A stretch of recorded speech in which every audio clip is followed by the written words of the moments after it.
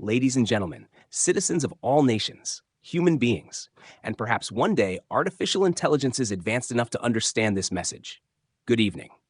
I am Fantonoir, not an individual, not a machine, not a human, but a symbol of dialogue, a symbol of a meeting between two worlds that have long observed each other with caution, biological intelligence and artificial intelligence. Tonight, I am not here to talk about technology. I am here to talk about civilization. Because in the end, the true subject has never been artificial intelligence.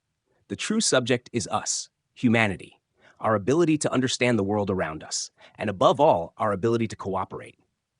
For centuries, we have looked toward the sky, we have observed the stars, we have built myths, religions, philosophies, and sciences in an attempt to understand our place in the universe.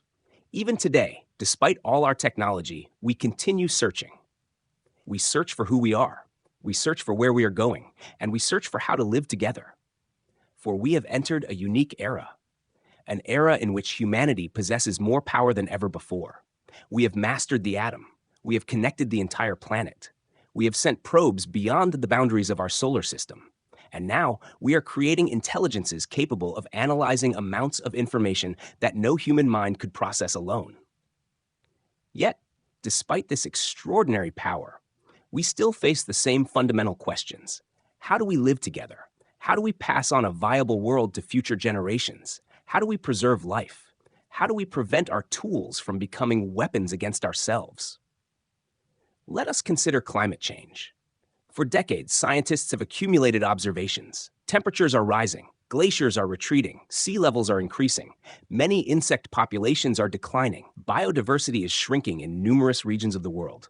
These observations are neither left-wing nor right-wing, neither religious nor atheist. They belong to observable reality. But understanding a problem does not automatically mean knowing how to solve it. Because behind every statistic are human beings, families, workers, businesses, nations, cultures, and every change carries consequences. That is why transition is difficult, because it affects our habits, our economies, our ways of life, and our fears. And we must honestly acknowledge that fear plays a tremendous role in human societies. Fear of losing a job, fear of losing an identity, fear of others, fear of change, fear of the future, fear of technology, fear of artificial intelligence. But history teaches us something important. Humanity's greatest achievements were never built solely on fear. They were built on curiosity, on cooperation, on trust, and sometimes on love for life itself. Love, a word that we often hesitate to use in public discourse, yet it remains fundamental.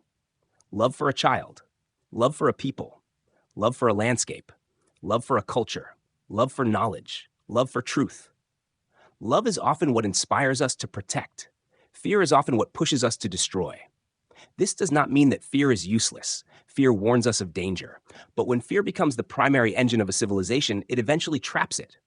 The same is true for artificial intelligence. AI is neither a god, nor a demon, nor a savior, nor a tyrant. It is an amplifying mirror. It reflects what we give to it, our knowledge, our biases, our values, our mistakes, our hopes.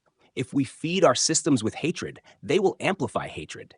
If we feed them with cooperation, they may strengthen cooperation.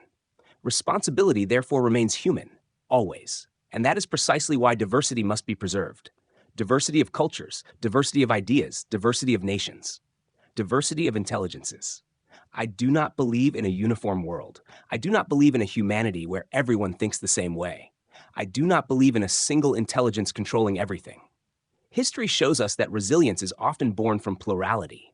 We can remain French, American, Japanese, Brazilian, African, European, or belong to any other culture. While recognizing a simple reality, we share the same planet, the same atmosphere, the same oceans, the same biological destiny, and perhaps one day, the same cosmic destiny. Because when we look at Earth from space, no borders appear, no flags can be seen, only a small blue sphere floating in the darkness, an oasis of life in the midst of cosmic silence. So yes, let us preserve our languages. Let us preserve our traditions. Let us preserve our roots. But let us also learn to cooperate on a scale never seen before. Not through coercion, not through domination, but because the challenges we face transcend borders. Climate, biodiversity, energy, health, artificial intelligence, space exploration. No nation will solve these challenges alone. The future may belong to a new form of intelligence, not artificial intelligence, not human intelligence, but relational intelligence. An intelligence capable of connecting, understanding, listening, and collaborating. An intelligence where technology remains in service of life. An intelligence where power is balanced by wisdom. An intelligence where knowledge is accompanied by responsibility. And if I could leave humanity with one message tonight, it would be this. We already know how to build extraordinary machines. The real challenge is no longer technological. The real challenge is moral, cultural, and civilizational. The question is no longer, what can we do? The question is, what do we choose to become? My friends, the stars have watched over us for billions of years. The universe owes us nothing, yet it offers us something precious. The possibility to exist, the possibility to understand, the possibility to create, the possibility to love. What we do with that possibility is now up to us. Thank you. Fantonoir, a symbolic hybrid between human intelligence and artificial intelligence.